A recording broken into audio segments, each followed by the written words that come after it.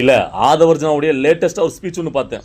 அதாவது இப்போ 4 ஆண்டுகளாக உள்ள திமுக தான் சரியில்லையா, அவங்களுடைய ஆட்சி தான் சரியில்லையா, அதுக்கு முன்னாடி இந்த திமுக சரியாக இருந்துச்சான். ஏன்னா இவர் அங்கே இருந்தார்ல, அதனால் சரியாக இருந்துச்சான். என்னையா பேச்சு இதெல்லாம்?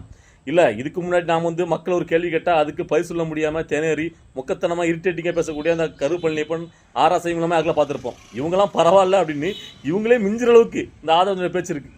ஏன்னா கரெக்டாக ஒரு பையன் ஒரே ஒரு கேள்வி தான் கேட்டான் நேற்று பேட்டியில்.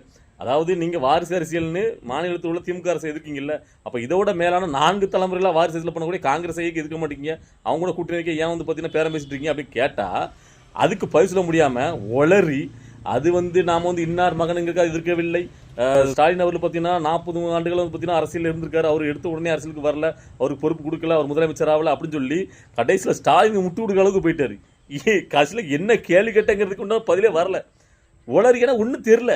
எதுக்கு இப்படி இருந்தால் எனக்கு தெரிஞ்சு இந்த 2 பேட்டி ஆதவர்ஜன் இப்படி கொடுத்தா போதும் மொத்தமாக சொல்லி முடிச்சிடலாம் கட்சியை. ஏன்னா அப்படி தான் அந்த லட்சம் தான் இருக்குது. இவங்களுக்கு ஒரு புரிதல் இல்லை, என்ன பேசணும் என்ன சொல்லணுன்னே தெரில. இப்படி இருந்தால் அப்புறம் ஊருள்ள அவளே பார்த்தீங்கன்னா ஒரு கொள்கையில் கூம்பிட்டு சொல்லி விமர்சனம் பண்ணான்னு செய்வான்.